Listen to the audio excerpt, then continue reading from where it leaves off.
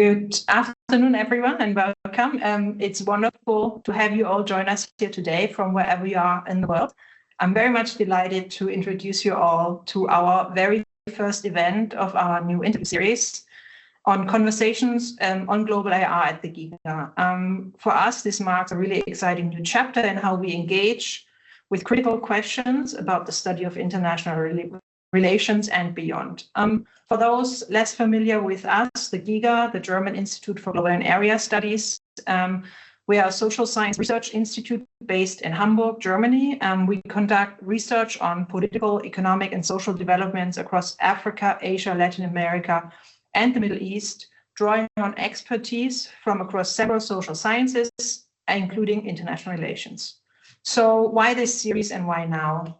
The impetus is simple, but it's important. Global IR calls on us to fundamentally rethink how we study international relations.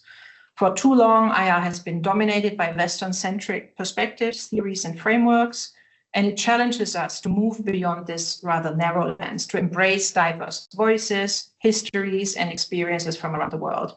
And it's also not just an academic exercise. It carries policy relevance for how we understand and navigate today's complex global challenges, for example.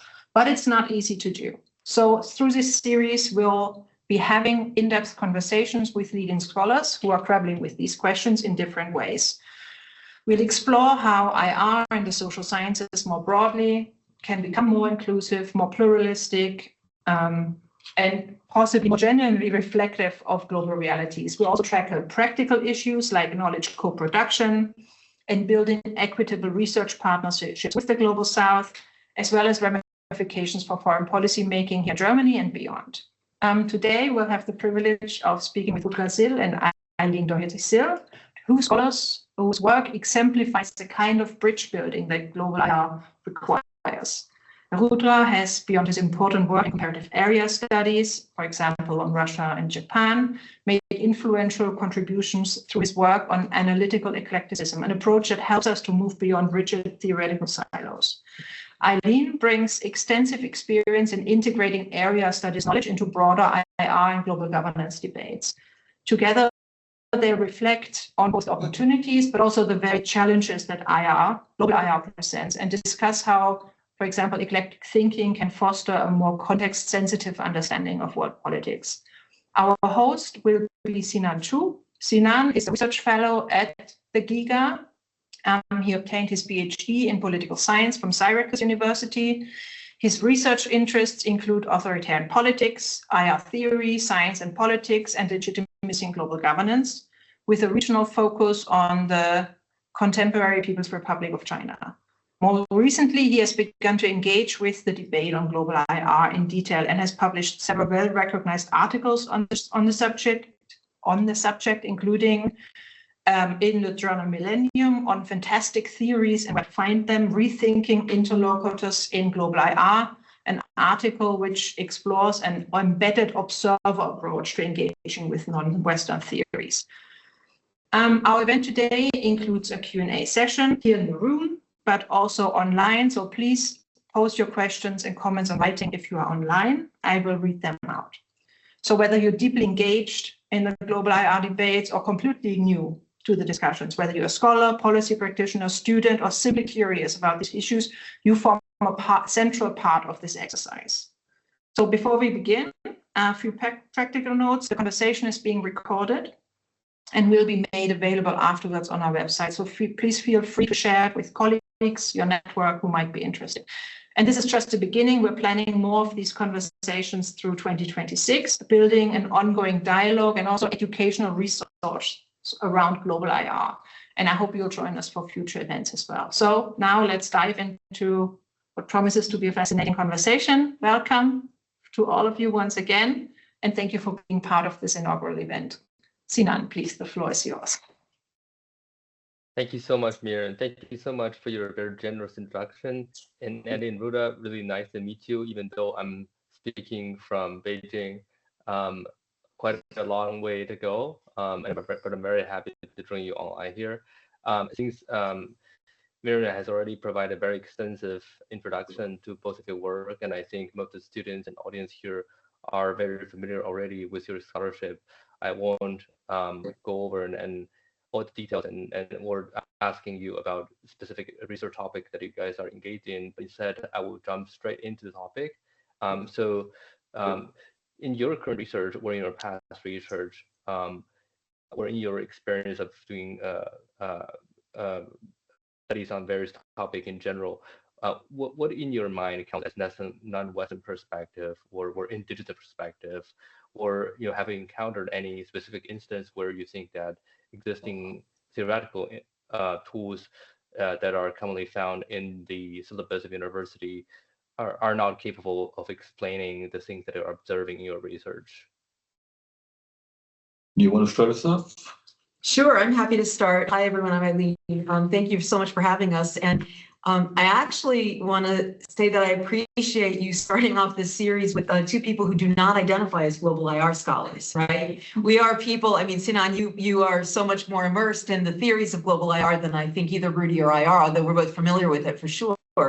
I think what we've been talking about are the ways in which the themes of global IR and the project of global IR has inspired the way that we think about what we do, or at least the way that I think about what I do at the University of Pennsylvania. So I'll just give you my background, and then I'll turn it over to Rudy for a second. As I said, I'm not a global IR scholar. I was trained as a very traditional IR scholar, and I come to this in two different ways. One is I teach introductory courses in the theory and practice of international relations, which, as everybody knows, is super controversial these days. The students come to the classroom, they want to be trained in the dominant discourse, the isms at one level, which is very problematic. They want to talk about the problems with those isms and alternative perspectives, but they also want to have a lens into the practice of international relations. So my classes aren't just theory classes, they're also practice, looking at global politics. It's very challenging. So I can talk later if you're interested in some of the things I've been thinking about with regard to teaching, but I don't think we have solved that problem.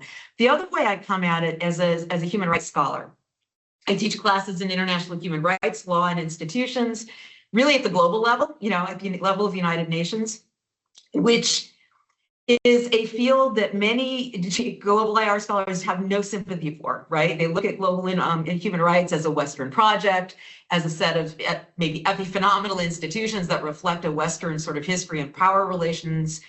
And I think that simplifies things. So in teaching international human rights, I have been extremely cognizant and focused on questions of what has been the role of non-Western powers. They came late to the table. Many of them were not there to vote on the Declaration of Human Rights. And every country in the world has espoused rights, or the global, the Declaration of Human Rights at one level.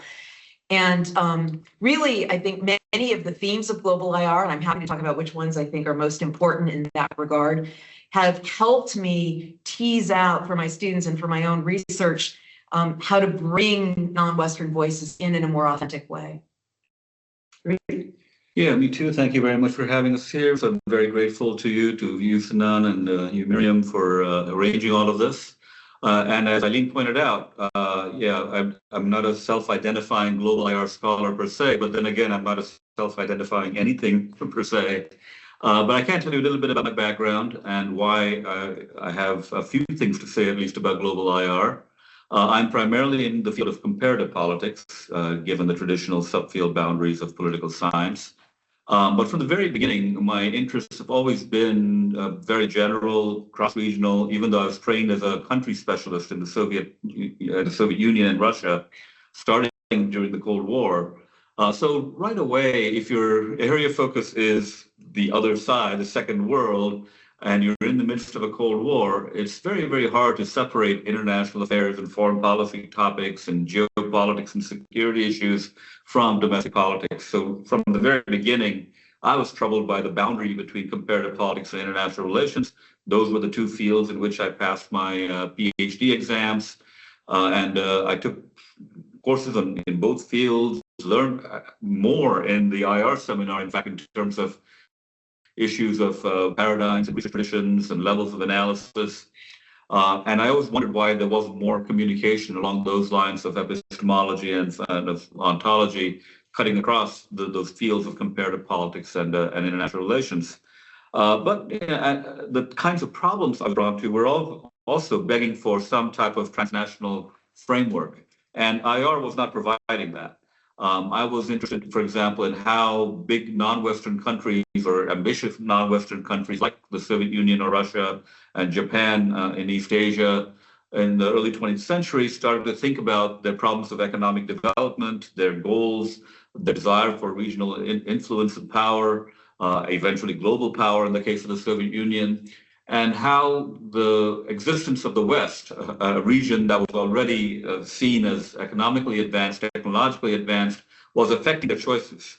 So already I'm dealing with two non-Western powers trying to come up to grips with borrowing some of those technologies, some of those practices, some of those institutions, but also very self-consciously trying to build a pathway to economic development and modernization that was going in a very different direction, explicitly wanting to be non-Western, explicitly wanting to develop an alternative path to economic development. And so that there was nothing in either comparative politics or international relations to kind of frame that type of a problematique. And yet I would say that that problematique was of incredible importance to so many countries for so many decades, how to deal with the West, the response to the West, the encounter with the West. And if you look at the debates that area specialists were engaged in, sometimes not even thinking about international relations, they were often talking about this. How do we balance the particularism of our inherited legacies or historical traditions with the need to be keeping up with the more advanced powers who happen to be in the West? So this dealing with the West problem is something that goes back to the very beginning for me. One of the main reasons I was attracted to political science after initially being in biochemistry as a college student. And then the more I got into it, the more I really started to ignore the difference between IR and comparative and look for ways in which our existing practices were blocking us. This was, in fact, the segue into a series of essays that eventually got the attention of Peter Katzenstein and ultimately led to my collaboration with him on analytic eclecticism. While the book that came out of it was more aimed at the international relations audience, there was also a pretty well-known article published designed explicitly to cross the comparative politics international relations boundary. And at that point, I was not even thinking global IR per se. Many of the things we had to say brought me into conversations with scholars who did do global IR. In fact, the conference at which Professor Katzenstein and I agreed to collaborate on analytic eclecticism also had Amita Acharya present at that time. So there was always sort of a dialogue because we were trying to decenter the paradigms, but in so doing, there was a conversation to be had with those who were trying to decenter the entire Western tradition of IR. The question was, how do you navigate that?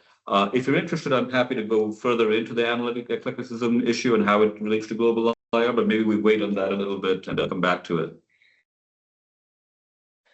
Thank you so much. Those are all very interesting topics that I hopefully can get into later on in the conversation. And I think as both of your introduction shows that indeed many of your work have long engaged with issues of searching for alternative perspective beyond existing theoretical inventories that are offered in the traditional trainings of, let's say, Western academia or university in the West in general. I want to ask you perhaps quickly, just give a quick of your quick take on the global IR sort of as we generally understood it nowadays, not necessarily the project or the call made explicitly by Amita Acharya, but similar intellectual projects that are sort of grown out of the similar concerns with the constraint of existing discipline of IR in terms of their theoretical orientation or limitation of their orientation. So how do you see the call for global IR or other similarly oriented intellectual project, such as non-Western IR, which came before that, or post-Western IR? Do you think that in many ways answer the concerns that you or Eileen had already in your previous research? Do you think it's a productive way to move the discipline of IR forward?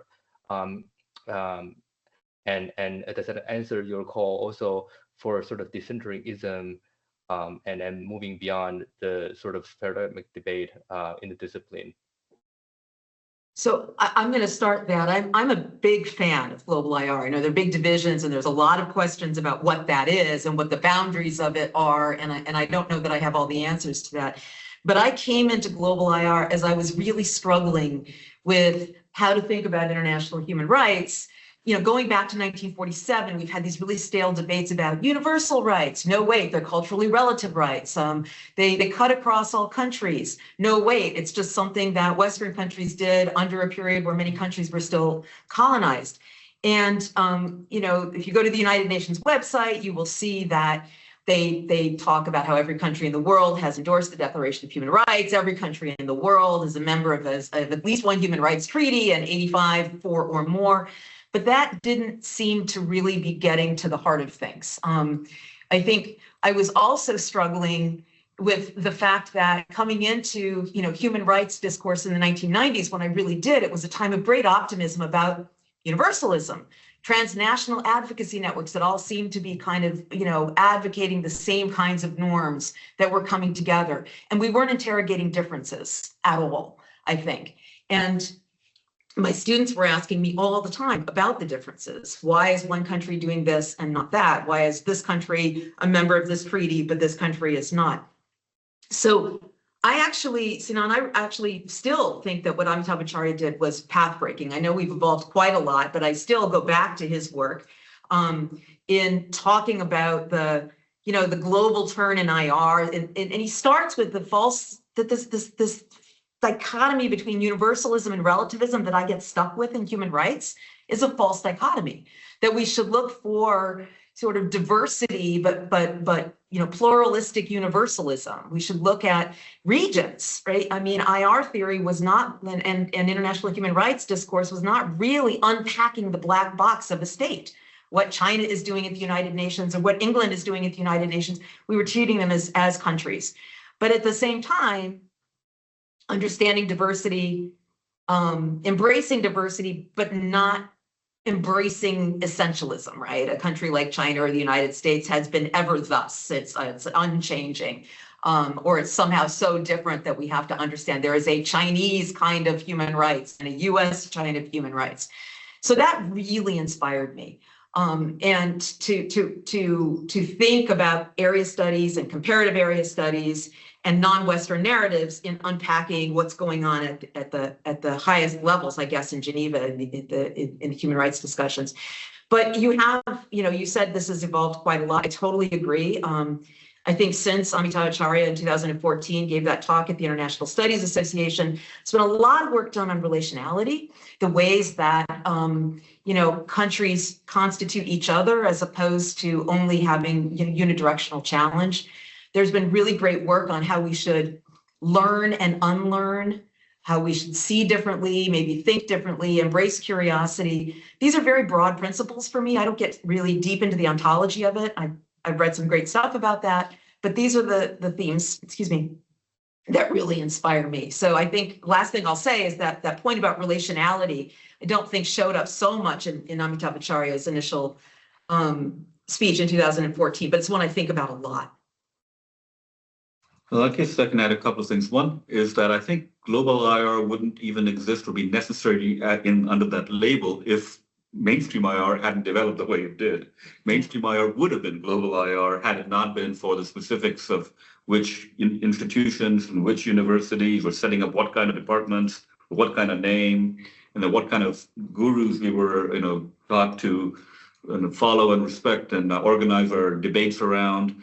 And the specific way in which international relations as a discipline, as a field, evolved from its first department being founded, I think, 1919 in Wales. From that first department on to becoming a subfield of political science and then proliferating through mostly Western universities, developing standardized curricula organized around these isms.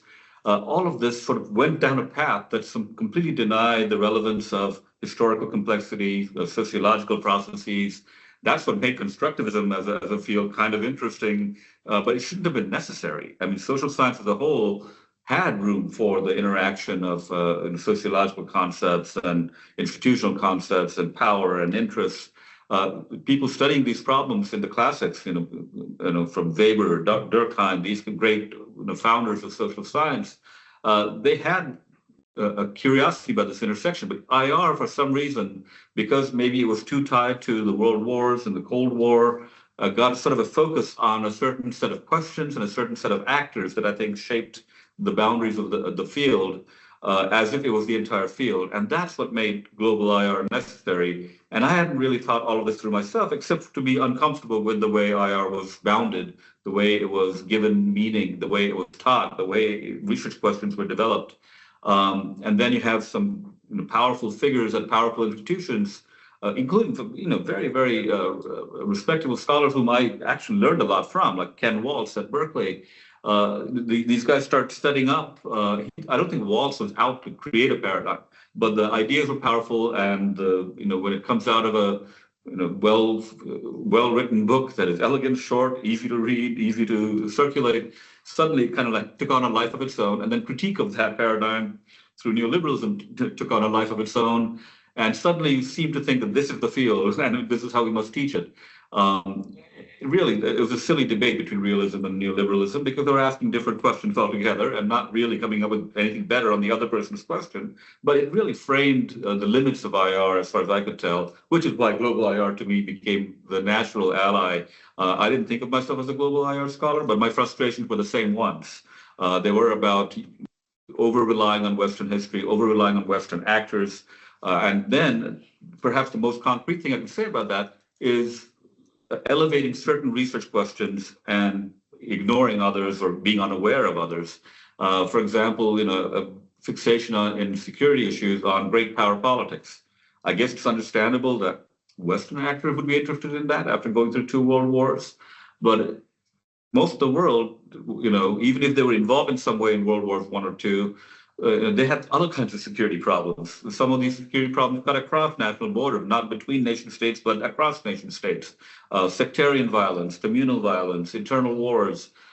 These kinds of issues only later became part of the research agenda, and only because they were running out of Cold War related or World War related topics. And in the meantime, those Western concepts that had already so much staying power were just simply thrown down the throats of those interested in those other problems in other corners of the world. In political economy too, much revolved around the global institutions and the rule of law. I'll just throw in a quick anecdote because it just happened to me a couple of weeks ago. I was invited by my high school, Model United Nations Club, which I left behind some 40 years ago, maybe more. And they asked me to come and speak at some sort of assembly, General Assembly keynote speaker or something. And a speaker right before me, who was actually my colleague at the same high school Model UN, was talking about the importance of the rules-based order. And suddenly I could hear Eileen's voice in my head. Whose rules? And, so, even the United Nations, and in my case, I'm interested in labor studies as well. And, you mentioned Geneva. I've done research at the ILO. And I was really, really struck by the specific language, the assumptions behind that language, sort of the philosophy behind it. It was very, very sort of a Western liberal kind of mindset, and the way the idea of workers' rights and workers' needs and standards were articulated. So I'm a fan of the things the ILO tries to do, but the language that is there is very much coming from a specific kind of history. And so my reactions to these kinds of issues, to the kinds of research questions we were prioritizing, to the unquestioned assumptions behind the language we were using, the institutions we were studying, the rules that we thought were going to keep order in the world, all of that really seemed to miss a lot of the much more messy and diverse and diverging experiences of many parts of the world. And those are the parts I was interested in. And so that's sort of my take. Global IR opened the door to all of that. But I think we're going to start talking a little bit more later about the ways in which it needs to go further, in particular by digging more deeply and systematically into those other regions. Thank you so much for your very brief and deep response to my question.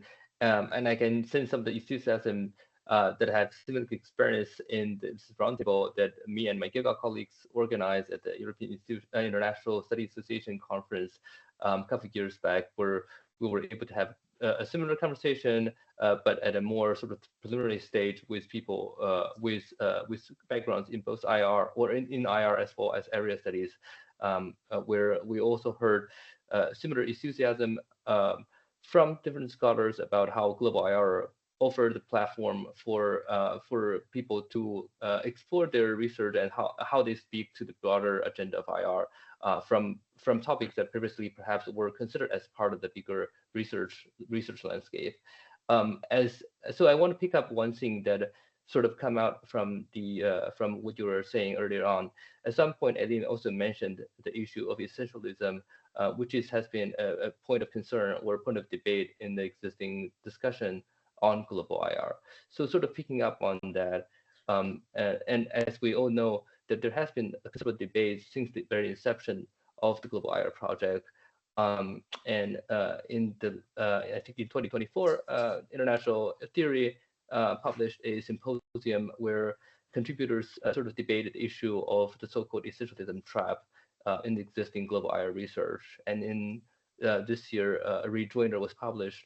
And I'm not here to say that everyone has necessarily have to have read this particular exchange, but just wanted to flag out the fact that there has been the concern, or ongoing concern, about essentialism in global IR debate, specifically about elevating particularistic viewpoints as a sort of the alternative. So instead of a Western-centric perspective, we can have other sort of ethnocentric perspective replacing the existing one. So taking that as a background, what is your sense is the challenges as well as the prospect of global IR, and what can we expect? What should we expect from global IR? So that's such an important question, Sinan, and there's so many dimensions to that question, I think, right? So the question around essentialism, as I understand it, is, what if we start by saying we want to have a non-Western perspective? We're creating a binary, right? We're creating West and non-West. And maybe a non-Western perspective is the Chinese perspective on global IR, or the Chinese perspective on international relations. And you notice I said the, right? So this assumption that there is a specific way that, and China has been really at the center, I think, of this essentialism debate. And again, Sinan, I think you know a lot about this, but the trap there that we are taking a very diverse entity that is not static, that is evolving, that is engaging in the international system, that has vibrant debates within the boundaries that we call China or India, or we talk about African IR, that's a whole continent. The damage that we do to understanding kind of the reality of the debate within that space, and so the pluralities within those boundaries. So I think, that symposium you were talking about, everybody that was in that symposium agreed, I believe, that essentialism was a bad idea. That was a trap. It was a trap. I think the disagreement was how much global IR is sort of captured by that right now. And I don't know that I have a real position on it other than to say,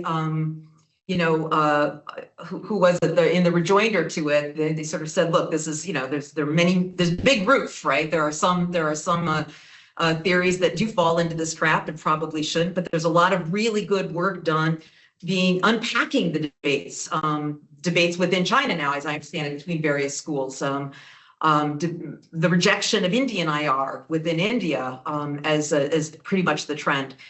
So, yeah, I think that's a really big thing that that we have to keep in mind. And in the human rights community, it's massive, right? I mean, this tendency to talk about West and non-West, or the Human Rights Project as a Western liberal project, is an essentialist claim right there. It's creating a binary right there.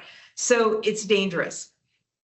Having said that, moving beyond theory to practice, we live in a world where countries occupy seats and countries represent foreign policies that at some point do become unified. And so going back to the China case, right, China is representing a very specific narrative about human rights right now that is pretty unified, that has, masks perhaps all the vibrant theoretical debates underneath it, but that we should take seriously. And it's an alternative way of thinking about human rights than the traditional one that the United States and Western, I'm putting that in quotes, but the 1947, 1948 vision of human rights is. And it's important to keep that in mind, because I'll let you speak, Rudy, I promise. But I think it's important to keep in mind, because that narrative, even if it's essentialized it as a narrative, it's a foreign policy narrative, it speaks to a whole bunch of countries around the world, around the importance of the right to development, the importance of the right to subsistence, the importance of economic rights, that if we don't take, area studies and understanding of other parts of the world seriously, we're going to miss, we, American academics perhaps, are going to miss how deeply that can resonate in countries other than the United States. So I've moved your question away from theory to practice, but it's something I think a lot about right now because messages can resonate in non-Western countries. There's those quotes again, in ways that we will miss if we don't really look at the meaning making and the sense making of rights and what rights matter in various contexts around the world. I'll go back to the theoretical level. Okay. But I want to sort of stay on that message, though, that I think we have to be careful how we think about essentialism, and we need a non-essentialist reading of essentialism. What I mean by that is that I think essentialism is bad, okay, but it's really, really terrible when it's one person doing it to someone else. Now, when that essentialism is coming out of other actors, though, it's a little bit more tricky and it's a little bit more complicated. There is internal diversity and competing ideas and symbols and values and experiences. But if other actors are trying to also synthesize that and come up with a perspective, that is their right and their prerogative. But that's not necessarily where we need to get trapped as scholars, right? But we need to recognize what's going on as well. An example from several years ago, almost a decade and a half ago, when Peter Katzenstein and I did, in fact, start to put together the book on analytic eclecticism, I actually took that lecture on tour in China. And in China, I met, very committed realists, very committed liberals in the Chinese Academy of Social Sciences, embracing liberal internationalism. So it's very, very clear that Chinese IR was not trying to, and they were all talking about, IR in China. They were all very proud of Chinese traditions, but there was this notion that, we have our own debates, and they wanted to stress that.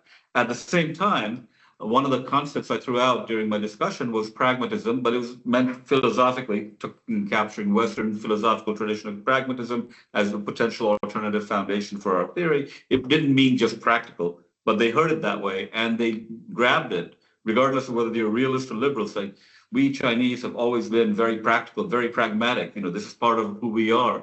And it was interesting to see that both things are happening, right? You've got this embrace of debate and contention in terms of which type of approach, which concepts, which questions to study. At the same time, this notion that they want to project to outsiders, that there is sort of a common national kind of characteristic. So that's coming from them, not from Westerners imposing anything.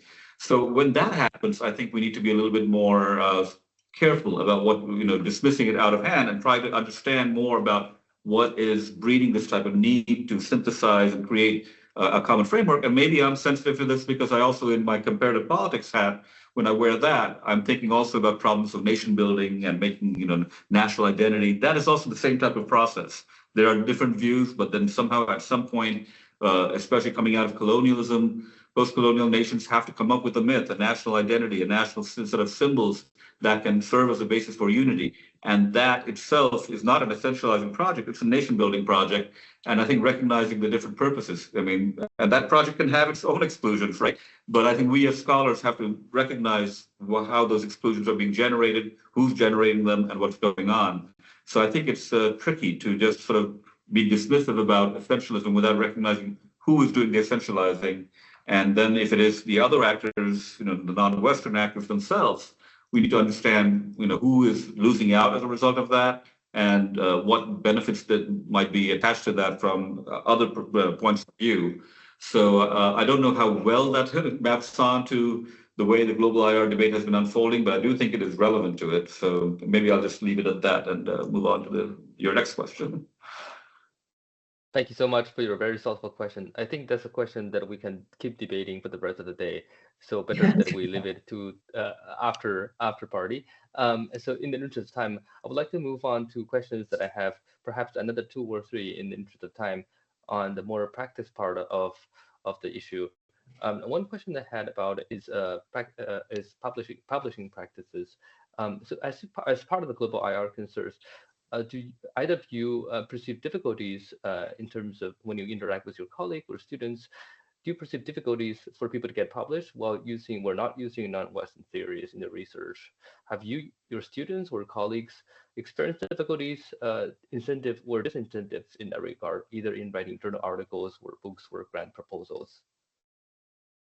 Well, I can maybe jump on that one and maybe start things off. I would say yes, obviously there is in the U.S., especially from a U.S.-centric perspective, looking at the way the elite research universities sort of played a very influential role in sending signals. There's definitely a reward for doing certain kinds of research and using certain kinds of concepts and methods and not using other kinds of concepts and methods. And I would say that the diminishing of a non-Western perspective in this regard requires going through sort of a methodological bypass. In other words, in order to bring up something that and question some universal concept or general concept and highlight sort of any non-Western kind of angle, you kind of have to be qualitative. You know, you have to look at history, you have to look at culture, you have to look at social kind of structures, institutional settings, and that requires sort of a fine-grained digging into it. And yet it cuts against the grain of the kinds of things that are rewarded. So I see the Western, non-Western distinction as sort of being reinforced by a methodological distinction because it's, you know, Western countries typically have solid data sets to use, with good, you know, fine-tuned differences between 0 and 1 that can be easily fed into a computer model for a regression analysis. And I see the elite universities rewarding heavily journal publications that typically tend to go in this direction. The elite journals publish this type of work because it's very straightforward. It's very generalizable. It's about testing and external validity. All these methodological concepts, I think, essentially privilege the pre-existing concepts, pre-existing theories, because this is not about theory building or interrogation or modification. This is about testing, and the model of testing has taken over. And I think that basically the disadvantage for anyone who's questioning things, anyone who's abandoning those concepts or measurements, anyone who's using qualitative research as the main or primary way of doing things. There are outlets, don't get me wrong. There are people publishing and there are people doing this. But if you think about the hierarchies and the status, differences that emerge as a result, the resource differences, right? Some of these research universities have more money to give their faculty, so they can go and do research. The irony is those are the guys sitting at home with new computer programs to analyze existing big data or now machine learning, large language models. The more technology advances and the more costly methods advance, the more it reinforces existing concepts, frameworks, and hypotheses, and the more it penalizes new ideas and concepts. In that sense, I think I wouldn't say it's straightforward that non-Western ideas emerge and they're being dismissed because they're not Western. I think the way in which they're articulated is part of a methodological approach that is being seen as less relevant, and I think that's wrong and dangerous and problematic because it keeps a lot of important research questions out, research approaches out. And indeed, comparative area studies is supposed to be one of the ways in which to push back against that, because context-sensitive, area-based, country-based, site-based knowledge is really, really critical to even recognizing what questions to ask, let alone how to get a good answer for these questions. So I think global IR can benefit if it kind of pushes back alongside qualitative researchers to make more space in the top journals and kind of push back against these hiring and publication practices. Yeah, I guess I would just echo everything Rudy said, but I'll also say that, every roundtable I have been to at the International Studies Association, American Political Science Association, or any other conference I go to, when I go to roundtables on global IR, particularly when young scholars are there, the conversation inevitably turns not just to the ideas, but to resources, right? And to, how do I get positioned to travel to these conferences? How can I afford to go to these conferences?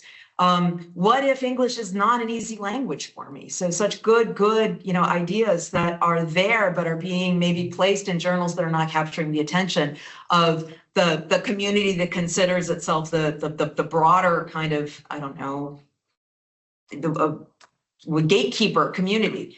And that just speaks to the really important, not just goal, but mandate for diversity in the production of knowledge. And it's global IR scholars that are best positioned to make connections, to have collaborations, and to put these ideas out there. And I think when I read Global IR, the articles that are getting placed, very often it's exactly those kinds of collaborations I see. One or more people of one or more nationalities who are co-authoring and capturing attention. But I don't think it's enough, not by a long shot.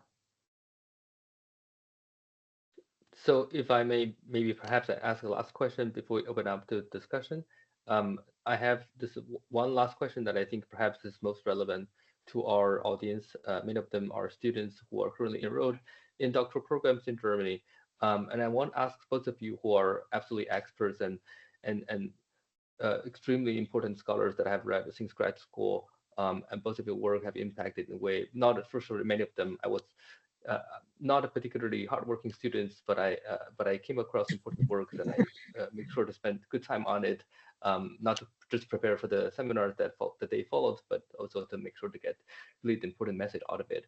So I want to take this chance to ask both of you, to the students who just started their PhD journey or their master studies, what would you say to them who are looking at the field and it's constantly evolving landscape, and how should they tell them that there's a need to study perhaps also perspectives beyond Western perspective, even if maybe they are not particularly interested in or researching, let's say China or India as a subject.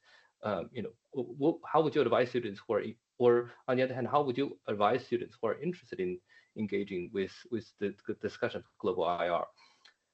How should they study, theoretical or sort of philosophical traditions beyond what is offered in their existing curriculum? Should we advise everyone to become area experts, become a sinologist, or Indian experts? What will be the message for the younger generation of scholars? Okay. Well, I think in general, I would say, there are different layers to your question, and there's therefore different layers to my answer. One of them is more fundamental. One of them is always have a critical perspective on whatever you're being taught, because knowledge has changed over the centuries. And one of the reasons it keeps moving is that people keep questioning and interrogating what they're taught. So that's a general rule. No matter what the field, what the subfield, what the mainstream arguments and concepts are, it's important to understand where they came from. It's important to understand their assumptions.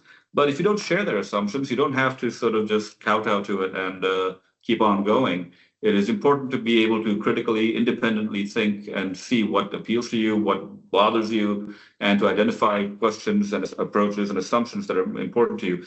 Maybe a more concrete way of saying that is different approaches and different questions and different research projects start from different epistemological assumptions. Understanding that is going to be a very, very important first step. Right now, especially in the US, I see a lot of people being taught method and approach in a very narrow way that has a very specific philosophical assumption, but those assumptions aren't even being shared. They aren't being even promoted. It's just taken for granted. And I think questioning that taken for grantedness of everything we're taught would be a good general first step. More concretely, in terms of global IR and IR questions, one has to be practical. One has to think about getting a job, having a postdoc, or having a research position eventually. So you can't simply ignore what's going on, I think. So it's important to be able to be intelligible to the people who are going to have influence over your future career. There's always going to be time later to be more creative, more courageous, more critical of existing concepts and theories and methods. So there is a need to balance, I think, sort of a passionate commitment to being critical, being independent, and carving out your own path and asking your own questions. And if global IR is the framework within which you feel most comfortable, by all means do that. But I think it also is important to balance that early on in one's career with practical considerations of getting your foot in the door. And I think it doesn't mean that you sacrifice everything you think, but it does mean that you make an effort to clarify your position in relation to the existing mainstream ideas and concepts, rather than ignoring them completely or being radically dismissive of them, because I think that's just sometimes taking you out of contention. And it's better to live to fight another day and then have more options. I know that sounds like a too pragmatic an approach, but it's also, I think it'll also get more voices down the line to sort of upset the gatekeeping hierarchies that have kept the mainstream ideas and concepts and theories in play for so long while keeping alternative perspectives, including global IR, sort of in a more marginalized position, especially in the US. And if I could just jump in, let me share, I guess, one experience and then a resource. A couple of weeks ago, I was doing executive education for some mid and senior level executives over a series of a couple of days. And I had made the choice, controversial among global IR theorists, I know, but I had made the choice to actually kind of, lay down the foundation of the isms with them. Here's what realism does. Here's what the liberal international order rhetoric is. This is all problematic, but you need to see the assumptions at the global level and how they're talked about before you can start to unpack and critique them. That's kind of where I was going, and we talked constructivism too. And global IR only implicitly. I didn't raise that as a field. But what was interesting to me is at the breaks and afterwards, people would just come up to me over and over, people who were working at tech firms, people who were working in finance, and they were like, Eileen, the world you are describing is not the world we live in. What about boundaries in cyberspace? What about cyber attacks? What about generative AI? So international relations theory, regardless if it's global IR or traditional IR, I think is changing. So the young scholars here are living in a world that's very, very, it's very frightening in some ways with all the changes, but there's so much to do, so much work we have to do to get our heads around what is happening in the world that we live in. And so, and obviously, existential threats like climate change, the changing geostrategic mapping of the world that Miriam is working on so much. So that's my observation, right? There's just so much to do, and more the isms aren't cutting it. And so I would say that's not really about global IR per se, that's broader. But if you're interested, I said I don't go deep into the ontology of global IR as much as I wish I could. But there's a wonderful book that came out last year, I think it was last year, by Pinar Bilgin, I think you say her name, and Karen Smith. And it's called Thinking Globally About World Politics Beyond Global IR. And they will kind of go through and give you the 8 different approaches to global IR, depending on sort of the range of how much sort of mutual relationships there are versus distinctiveness. That's not my point. My point is that they have a beautiful way of thinking about how to do research. They say, first step is learning to be puzzled. Right? I mean, if you are puzzled by something, there's a good project there. And and then learning to think differently. And that's where I think global IR becomes so important, because don't ask the people who are in our comfort zone, reach out and get varieties of answers. And then they have a quote on page 5 that I wrote word for word because it made so much sense to me. It says, we need to come to terms with an increasingly globalized world and to embrace a plurality of ways of understanding, while at the same time remaining cognizant of how we are all facing the same planetary challenges. For me, that's pluralistic universalism. I mean, that's it in a nutshell. If I may add just one more comment to that, and in your question, you had mentioned area studies, and I think I want to sort of take it back to that, because this is, of course, GIGA's sort of brand, comparative area studies. I think the substantive component of trying to fill things in when there are gaps, when you're trying to answer puzzles, when you're dealing with planetary problems, is to also make sure we don't lose grounded knowledge that is coming from specific sites and locales, not only because of the perspectives, but just making sure that we have adequate empirical knowledge at a very practical level. So conceptually and empirically, I think getting deeply into the context of specific regions and countries is going to be a part of whatever solution we come up with, to whatever questions and puzzles we address, whether in mainstream or global IR. In particular, if global IR wants to take the next step forward, I think it's going to have to be to stay caught up with the latest technologies for sure, but also make sure that the connections to area experts in different regions of the world is built, continuing to be built, becomes more productive, more constructive, more fruitful in terms of shaping our core stock of knowledge, as well as the way in which we're interpreting that knowledge and framing it and coming up with new research questions. The conversation, the dialogue with area experts, including native area experts in different regions, needs to be taken more seriously, I think, for global IR to go beyond critique and start being more of a forceful place for advancing cumulative knowledge. Thank you so much. I think now it's time for me to turn back the floor back to Miriam and the online audience or the offline audience. Yeah. Thank you so much. We'll take some time for questions now. If there are questions in the room, we'll start with that. And online, please type your questions in the Q&A. I think, please try that first, but we'll start with the room. Hi. So my name is Soumya. I'm a doctoral researcher here at GIGA. I had two questions. One is, it's often said that non-Western case studies are too case specific and there's a difficulty in generalizing it. So if you have any insights on how to approach or navigate that from a more methodological perspective. And the second one also sort of stems from it that given the difficulty in generalization, can global IR have a genuine impact or influence policy prescriptions? You can start. You can start with the easy questions. Thanks. This is very interesting. I mean, first of all, you have to recognize that all the quest for generalization hasn't exactly made mainstream IR theory or mainstream theories of comparative politics or political economy any more successful as a guide to policy. That, in fact, if anything, they've exposed how many ways to get things wrong over time. So there's no one out there who's doing it right that we have to, catch up to if you're global IR. But I think tackling the generalization problem is something that is worth doing, because I think one thing that was, don't mind if I'm staring at the screen here. One thing I think that the traditional area studies didn't quite get right is I think that too many of the conversations were insular. The concepts being used, the data being used were often for each other, but not necessarily designed to travel across borders. And again, that's where comparative area studies can make a difference, because it opens the door to knowing your area, but also cutting across and looking for that something that is portable, some element. It doesn't have to be a general theory that applies universally, but it can be something middle range, something that at least has portable causal mechanisms or some institutional structure that can be translated and adapted to a different setting.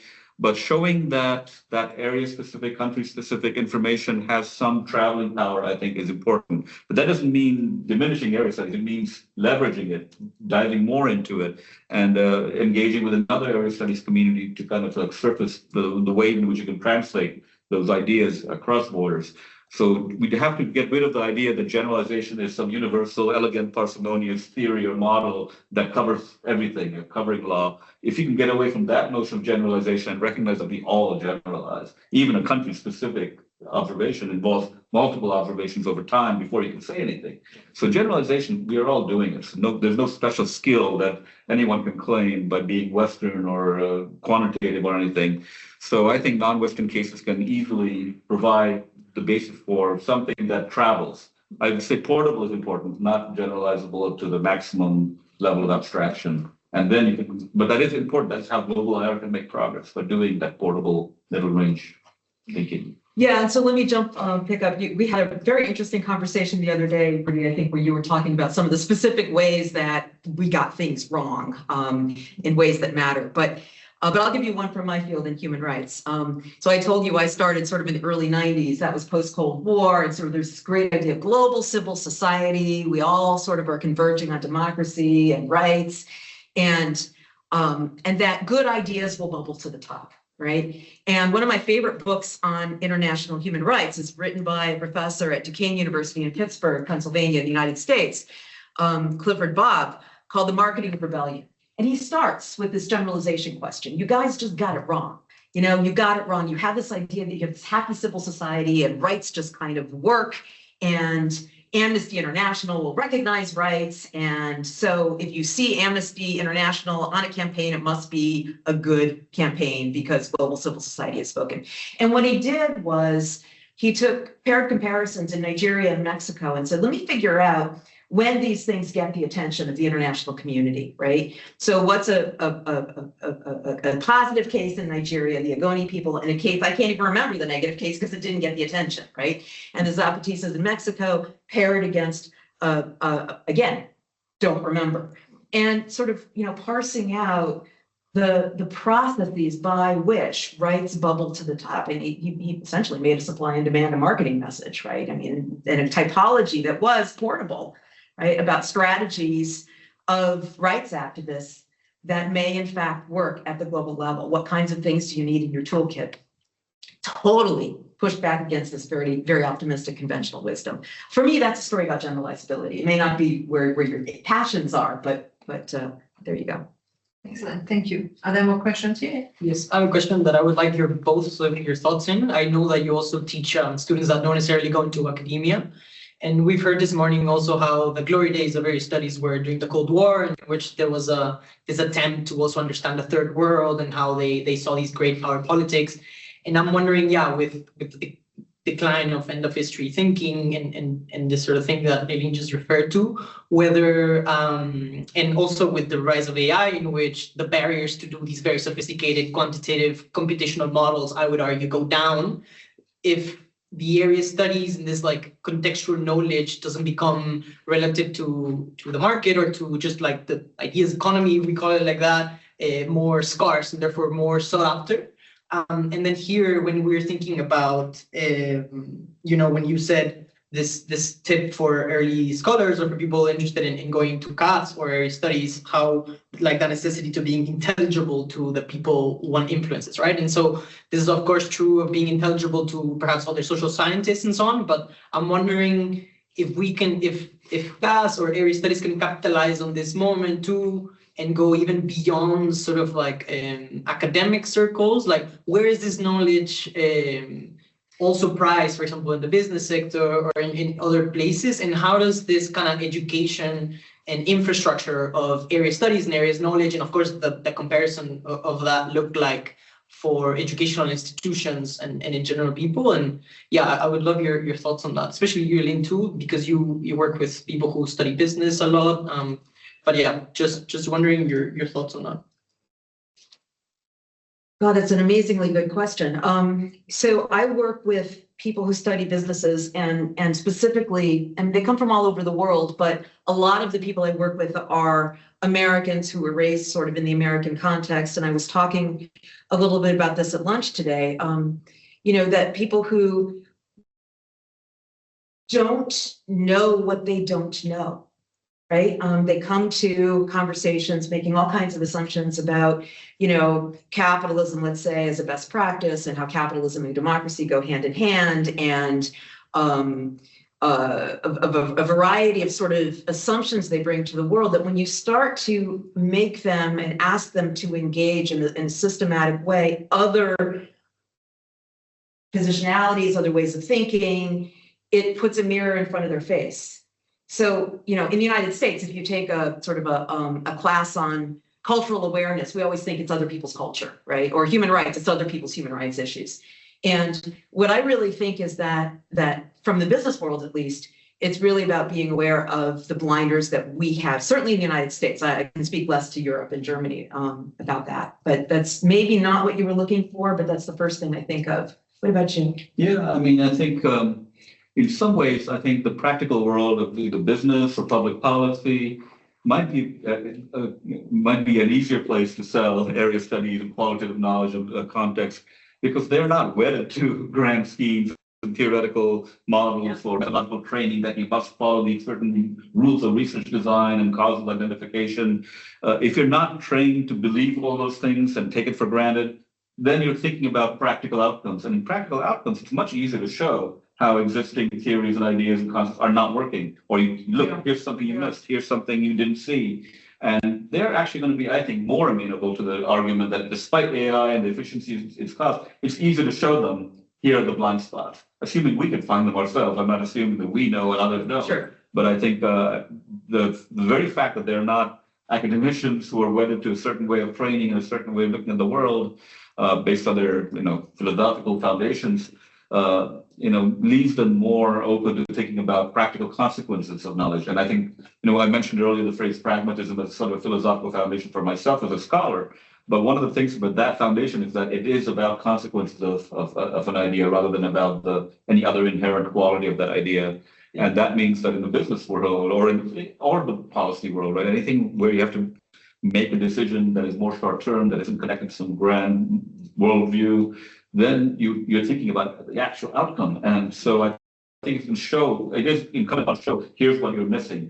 And if we can show them effectively, then I think they're more open than most people to recognize non-standard ways of context-sensitive knowledge. And there's no reason not to take advantage of big data and AI and computation. You use what you can, but to recognize where those limits are and what else needs to be added, that's the important challenge. I also think, actually, that something like comparative area studies could play not better, but more easily in policy communities than perhaps in academic communities, because in academic communities, you have to show that you've got the methodological rigor, you've got to show why these are comparable cases, what you're doing. But, in a policy community, if you've done it well and convincingly, and you're showing a dynamic in two or more spaces, then you're going to capture attention quickly.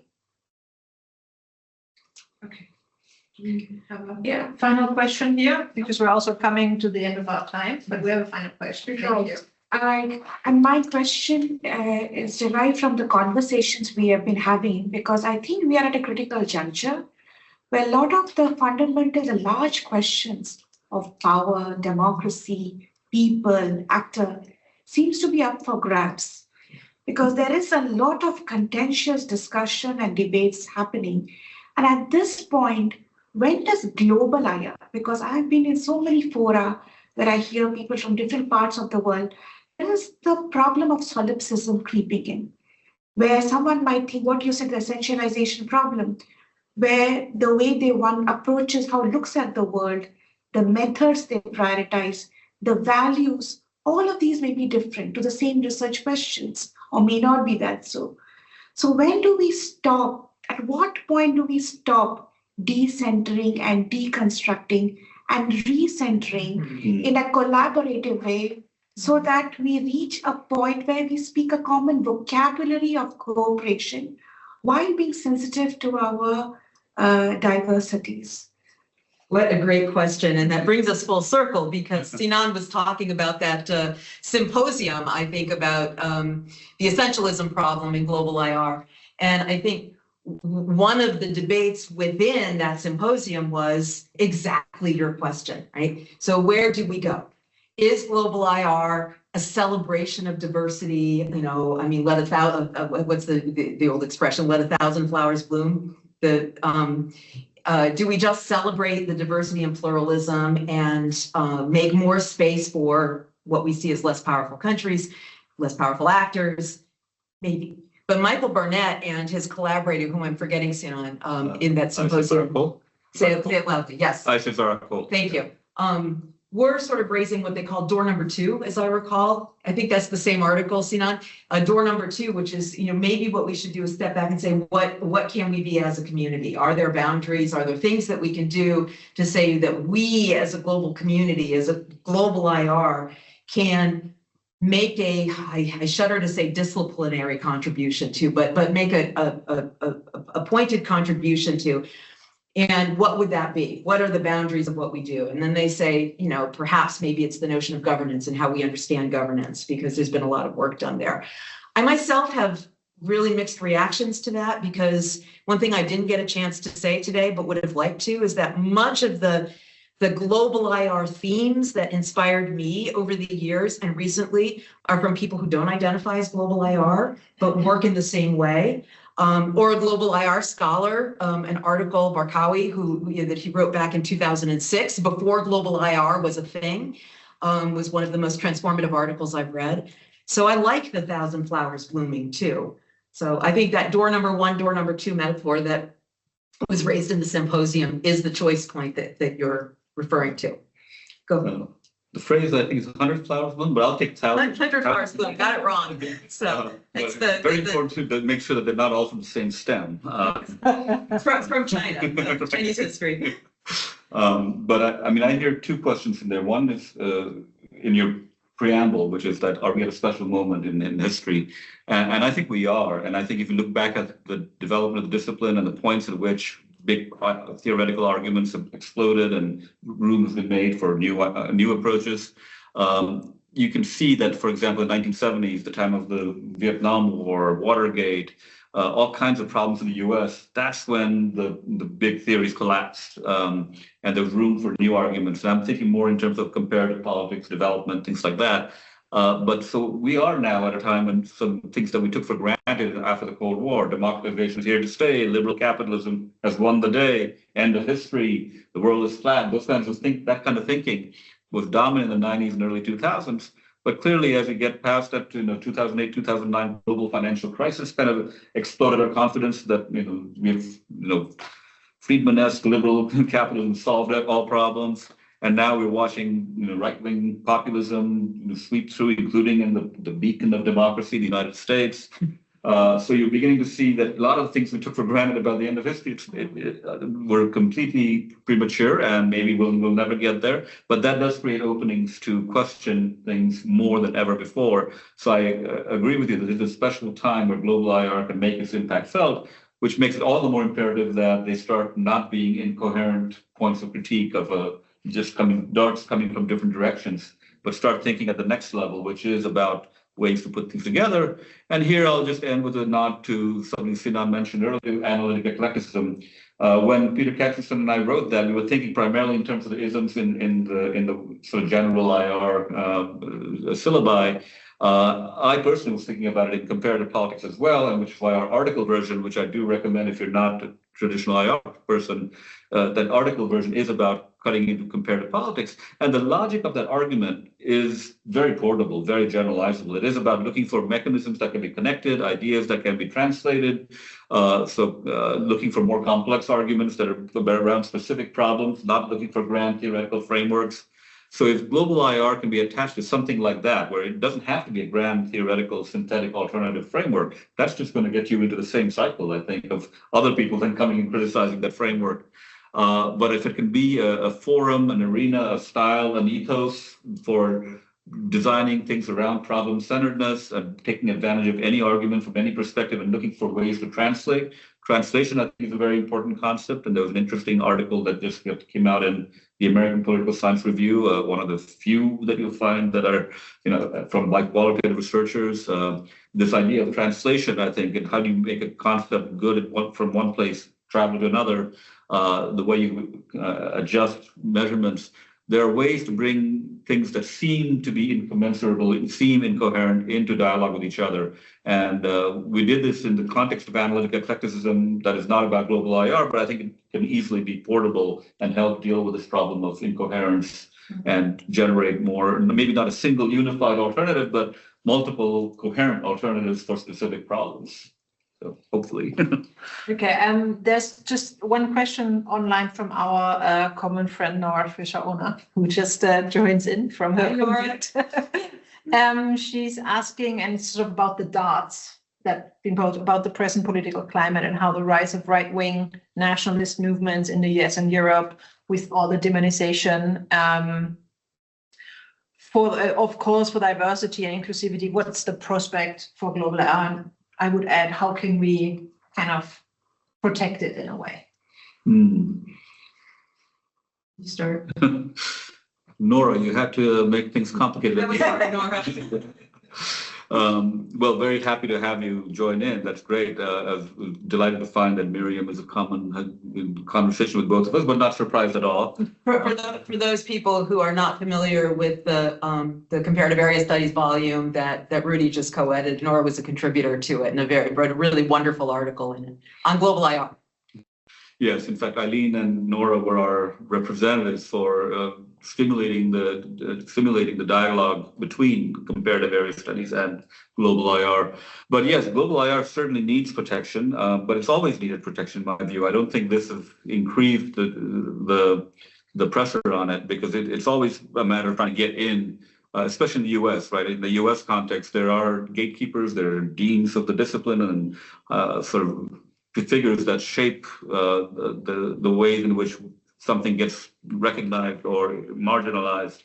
And I think global IR has been swimming against the tide for quite some time there, despite the voices of prominent people like Amitav Acharya.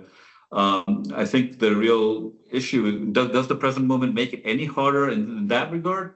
I mean, I'd like to think it's actually the reverse, that the present moment creates opportunities to explode the given, explode some of the things that we've been thinking about, and maybe start showing the gatekeepers that all the things they thought they had right They didn't. None of those people in American politics were very, very self-confident about all the data sets. They keep getting every poll wrong. They did not predict Trump's first victory. They did not predict Trump's second victory. After all these decades of training and research and all the data sets, what have they delivered? So I think there are opportunities here for really sharply critiquing the output and its relevance now, especially because they got so many things wrong. And so maybe maybe this is too optimistic after a morning of bleak pronouncements, but maybe this provides exactly what we need, which is sort of an opening to question ourselves, question our methodological training, question our epistemologies, and recognize that we haven't really come that far with all of that. And now we have some opportunities and obligations, I would say, to kind of push further and deeper and understand more about even America's local complexities. And I would say that Nora's question links very, very strongly to the question that you were raising, because, I think, how to protect global IR. I haven't heard us define global IR in this conversation. And I don't think that the field has done a particularly good job of doing exactly that. We can talk about sort of the cluster of claims that global IR made that define it, right? The Western hegemony of theory and the need to bring other theory back in. And yet, right, I think there's a question on the table about whether or not global IR should define itself. Amitav Acharya, I said it wrong, I'm sorry, Acharya, he didn't want to, right? In his initial presentation of global IR, he said, this is not supposed to be something different. This is a bridge, this is an umbrella. But there are increasing questions about, well, if we want to define this, then what is it that we are defining? And, in the chapter I wrote for the volume, I don't remember if I put it in that chapter or elsewhere in what I've written, but, I often find myself saying, this person doesn't claim to be global IR, but he well or she well could be. And that's for me an ongoing set of questions about how to position global IR with what we're trying to do together. Okay, I think that was an excellent final word. Thank you so much for all of you, especially our panelists, our interview hosts, people here in the room, people online. Thank you for joining us for this first event. Thank you for a great informative conversation. I have learned a lot from it. Excellent questions were raised, insightful answers were given, but I think we have also seen that we have so much more to discuss, questions being raised regarding essentialism, regarding protecting global IR, or what is it? Do we need to know what it is, or are we just doing it? And I think we're going to speak a lot more about how doing it and the sort of empirical ramifications of it. And I think this was a really excellent start to this conversation. So thank you very much. Thank you very much to everyone. Thanks for you two for organizing it. It was really such fun. Pleasure Thank to be you. here.